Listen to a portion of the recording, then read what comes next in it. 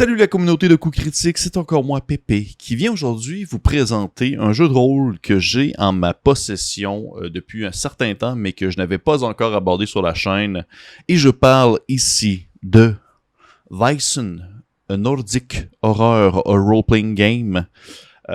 Vaesen qui est un produit fait par la Free League, sorti suite à une campagne de sous-financement. Et Free League qu'on connaît pour des jeux qui ont gagné de nombreux prix, entre autres Alien, le très récent Alien, le Mutant Year Zero, Tales from the Loop. Le prochainement Blade Runner, ils font aussi la distribution de Morkborg, sans pour autant être vraiment comme derrière l'écriture et tout. Et également, ils ont aussi sorti Twilight 2000 que je vais éventuellement parler sur la chaîne. Mais aujourd'hui, je vais focusser sur le mystère, l'étrange, l'onirique, le féerique Vaesen. Donc, qu'est-ce que Vaesen? Qu'est-ce que ce gros ouvrage quand même de plus de 200 pages avec une espèce de papier épais, des illustrations, un toucher un peu granuleux, un livre vraiment particulier et d'une rare beauté. Eh bien, Vaesen demande aux joueurs, en fait, d'incarner des individus qui ont un don très particulier, qui leur permet, en fait, de voir des créatures qu'on nomme justement les Vaesen. La prémisse de base se situe vraiment dans, on va dire, la mythique Scandinavie du 19e siècle, donc les années 1800, et on parle vraiment au sens large Finlande, Suède, Norvège, etc., etc. Et les joueurs ainsi vont incarner des individus, des gens de tous les milieux et de tous les horizons qui vont régler des problèmes en lien avec ces créatures-là, ces Vaesen-là, qui en fait ils sont les seuls à pouvoir les percevoir et ainsi interagir clairement avec eux. C'est vraiment un jeu qui va, je pense qu'à un certain sens, peut rappeler, pour certains, là je vais faire une grosse bémol là-dessus, pour certains le jeu peut rappeler une espèce de Call of Cthulhu, mais on va trader, on va échanger on va dire les tentacules dégueuses et la folie chaotique d'une créature extraplanaire par justement, on va dire des fées, des créatures beaucoup plus en lien avec le folklore, des créatures qui proviennent des contes et des légendes, qui ont un lien beaucoup plus proche de la terre, de la nature en général.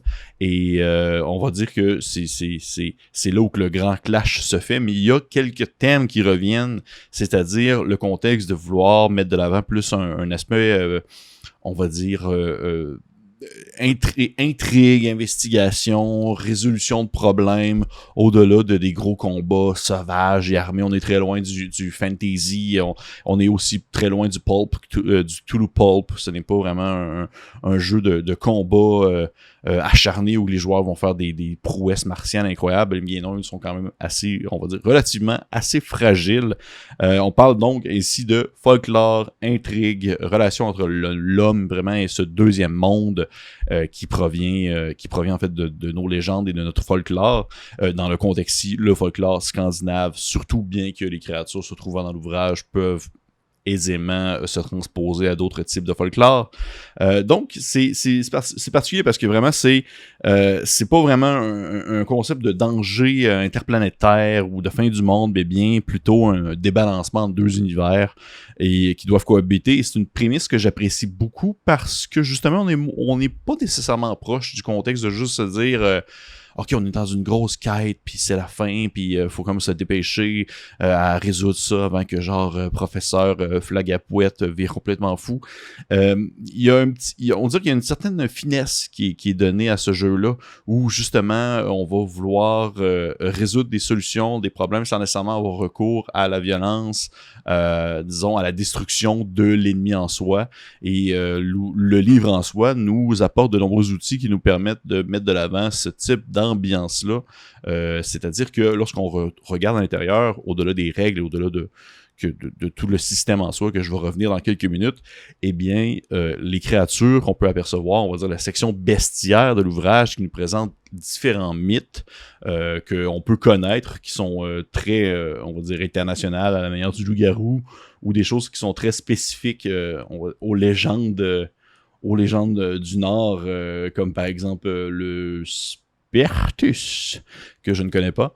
Eh bien, ce qui est intéressant, c'est que souvent, Chacune de ces créatures-là va avoir un secret qui leur est associé, qui permettent de pouvoir un peu mieux comprendre leur origine, comment on va dire les calmer ou les repousser sans nécessairement les tuer de manière définitive, surtout qu'il y en a certaines d'entre elles qui ne sont pas nécessairement méchants. Et je pense que c'est un autre côté que j'apprécie aussi bien de l'ouvrage, c'est qu'il y a tout le temps un lien avec l'humain et la nature dans les thématiques abordées. C'est rare que l'ennemi, le seul ennemi présent, ça va être, on va dire, un monstre provenant du folklore. Eh bien non, souvent, c'est parce que si le monstre est présent, c'est parce qu'il y a l'humain derrière qui est venu influencer d'une quelconque manière le monstre, que ce soit une histoire d'amour déchirante, que ce soit une question de territoire, que ce soit une descendance ou autre chose de ce genre-là. Il y a de nombreuses possibilités qui peuvent être mises de l'avant pour pouvoir créer des contextes narratifs interreliés entre l'homme et les créatures, et j'apprécie énormément le détail qui a été mis là-dessus. Je trouve que ça fait vraiment très changement, c'est très rafraîchissant par rapport à ce qu'on est habitué de juste se dire une bébite, on la tue, c'est fini, comme on peut voir dans de nombreux autres ouvrages. Mais là, vraiment, côté système, qu'est-ce que Weizen? Eh bien, Weizen reprend, comme beaucoup d'autres jeux de la Free League, le Year Zero Engine, qui utilise en fait une pool, un paquet de D6 que les joueurs vont lancer à certains moments. C'est un mécanisme de dés qui revient dans presque tous leurs jeux, du moins, je dis bien presque parce que Twilight 2000 utilise quelque chose d'autre.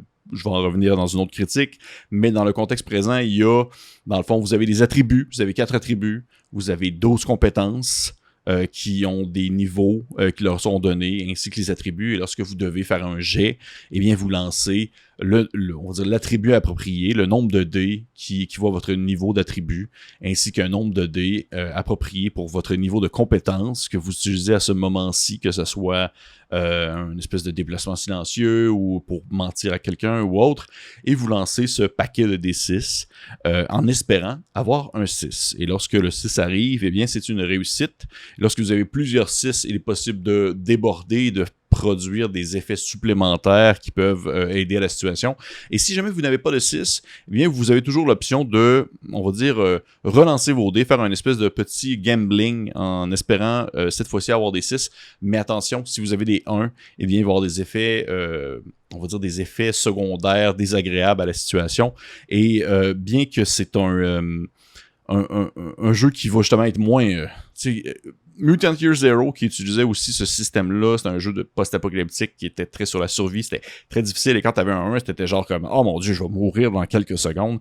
Eh bien, Weizen, on est un peu moins là. Veux pas, il y a le challenge, il y a le stress un peu de se dire « Est-ce que je prends la chance de relancer dans un moment qui peut être un peu plus, on va dire, tendu ».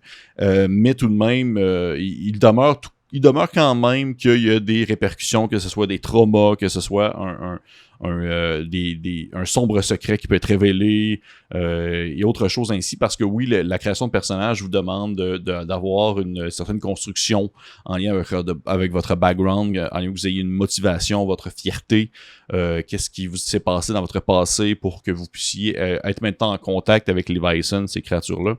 Et la création de personnages va vraiment, on dirait, en cohésion avec ce système-là qui va influencer à de nombreux moments les caractéristiques des personnages. Lorsque vous allez lancer les dés, vous allez peut-être vous blesser, des choses comme ça. Et ainsi, c'est un système qui a fait ses preuves, que j'apprécie quand même beaucoup. En fait, j'aime beaucoup le système parce que justement, il y a une prise en main qui est très facile. C'est pas compliqué du tout à comprendre. Ça a un effet justement de vouloir jouer un peu sur le gambling, mais pas trop. Parce que oui, il y a le hasard, mais en même temps, tu veux essayer de doubler ta chance d'avoir peut-être un meilleur jet même. Donc, il y a de nombreuses possibilités, je trouve. Et c'est un open game licence, donc vous pouvez le prendre et faire autre chose avec, et vous pouvez même faire des suppléments de Weizen si jamais vous en ressentez le besoin, ce que j'encourage fortement parce qu'il y a des beaux bijoux ici et là. Fait que ça revient un peu à ça, je vous dirais vraiment comme système.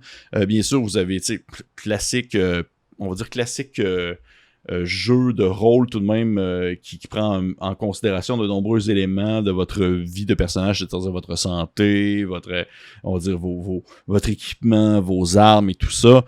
Bien sûr, le jeu est quand même relativement létal. Vous n'allez pas, dans le fond, manger 4 balles de fusil puis vous en sortir comme si de rien n'était.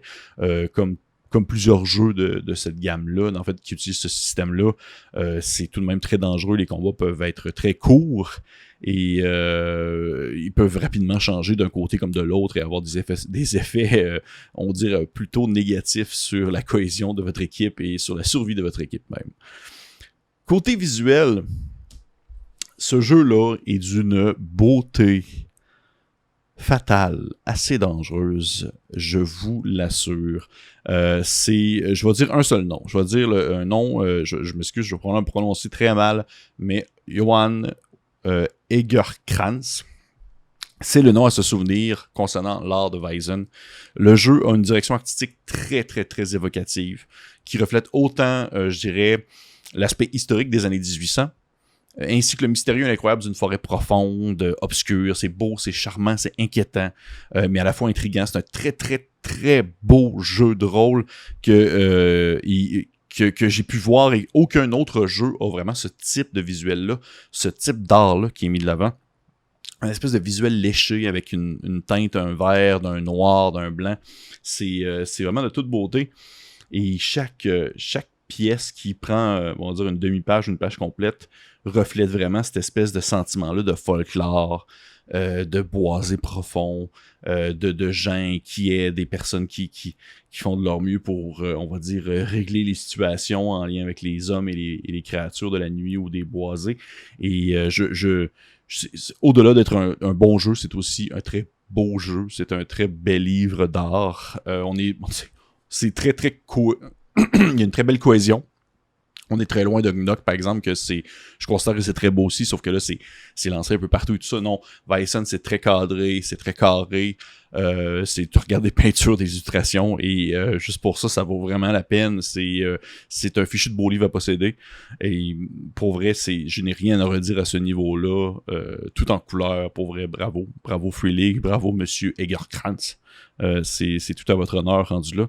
Et côté critique du jeu, je dirais que système efficace, déjà bien propulsé, un très beau setting, intéressant, une approche intéressante pour la résolution justement d'intrigue qui offre autre chose que juste de taper sur des monstres. Weizen est un bon jeu en ce sens. Il y a même une section qui est dédiée dans l'ouvrage qui sert à la critique, à la description de l'intrigue et comment bien définir et créer une intrigue afin que celle-ci soit prenante pour mener à, on va dire, un cheminement entre A, B et C jusqu'à la fin de celle-ci. Fait que c'est un jeu que je trouve qui offre bien ce qu'il veut offrir, mais il n'est pas parfait pour autant. Je trouve que personnellement, il y a certaines sections du livre qui auraient mérité un petit peu plus d'amour. Lorsqu'on compare à d'autres jeux de la même compagnie qui ont eu, on va dire, des scores de 10 sur 10. Là. C'est comme Weizen n'est pas un mauvais jeu, mais c'est pas un 10 sur 10, c'est peut-être un 7.5, un 8 sur 10, qui est en fait tout de même un très très bel ouvrage. Mais il y a certaines sections du livre qui, je trouve, auraient mérité avoir un peu plus de peaufinement, que ce soit par exemple la gestion de la base entre parenthèses de la maison où les aventuriers vont loger avant de partir à l'aventure et avant d'aller régler certains problèmes. Et bien que le contexte est mis de l'avant parce que justement il propose, si on veut, une certaine personnalisation de ce lieu-là et certains avantages qu'il peut y avoir, mais on dirait que ça a quand même été un peu coupé à moitié, puis je suis comme j'en aurais pris peut-être un peu plus, alors que justement, on peut comparer avec Mutant Year Zero, qui a une gestion de base qui est vraiment très cool et qui se développe à mesure que les livres avancent. Et ça en vient peut-être à mon deuxième point négatif de Weizen, c'est qu'on dirait qu'il manque un peu de jus. Il y a du stock, il y a du bon stock, il y a de la quantité à un certain point, sauf que maintenant, j'ai l'impression qu'il manque un petit quelque chose, il y a un livre de scénario, sauf que je trouve qu'on peut rapidement faire le tour et j'aurais peut-être eu un petit peu plus d'inspiration, surtout que veut pas le setting propose une mise en contexte très scandinave. c'est très facile d'aller jouer ailleurs, sauf que tant qu'à offrir un contexte justement nordique, j'aurais peut-être voulu que ça soit encore plus creusé. Pour quelqu'un qui ne provient pas de ces lieux-là, on dirait que j'aurais aimé ça, avoir le point de vue des auteurs concernant, on va dire, la réalité de ces années-là, le quotidien, la vie et tout ça. Oui, il y a des éléments dans le livre qui en parlent, sauf que on dirait qu'il en manque un petit peu. Tout de même, c'est un gros ouvrage, là, mais j'en aurais peut-être pris un peu plus au profit de peut-être moins d'autres choses, qui sait.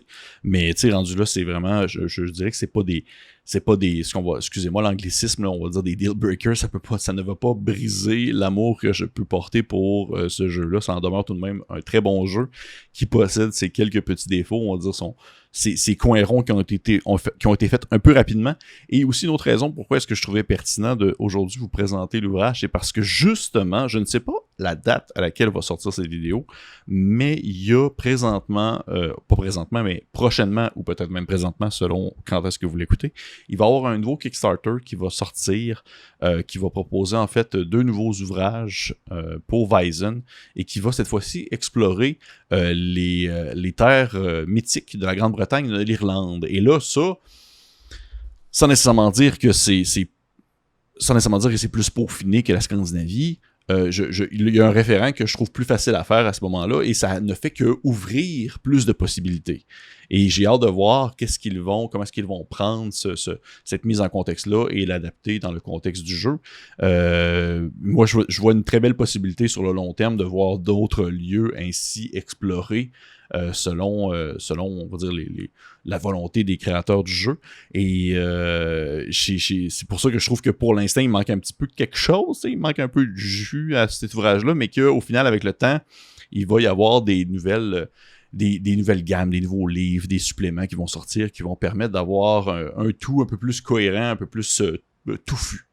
Et fait que oui, ça ressemble un peu à ça, je vous dirais, concernant ma petite prise personnelle, ma petite opinion personnelle sur Weizen. Je trouve que c'est un très bel ouvrage qui, pour les gens qui nous écoutent, les Québécois qui nous écoutent, il y a une belle possibilité d'explorer le folklore québécois, je trouve, avec cet ouvrage-là. Il y a une très belle possibilité on va dire, d'aller dans justement le contexte de la Nouvelle-France et même du Québec des années 1800, Maria Chapdelaine, etc., afin de voir justement, d'explorer nos contes et légendes à nous, la chasse-galerie, la Corriveau et autre chose de ce genre-là.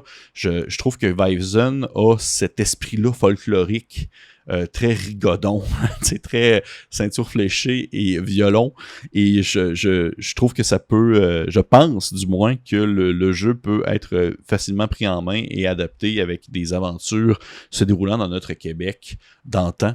Et d'ailleurs, justement, pourquoi est-ce que je mentionnais tout à l'heure que Weizen est en open game licence, vous pouvez faire des suppléments? Eh bien, il y a des suppléments disponibles sur DriveThru RPG, dont un qui parle du Québec, qui parle de je crois que c'est la ville de Québec plus précisément, et qui propose une aventure, une mise en contexte dans cette situation-là. Et ça, je trouve ça très très cool, et je voudrais en voir plus encore. C'est pour ça que je suis content de vous en parler. J'aimerais ça un jour que ce livre-là ait une traduction française pour qu'il gagne encore plus en popularité ici au Québec, et qu'on puisse développer des suppléments, peut-être même québécois, explorer justement vraiment un ouvrage peut-être officiel de Weizen sur le Québec mystérieux. Ça pourrait être vraiment de toute beauté. J'aimerais vraiment ça.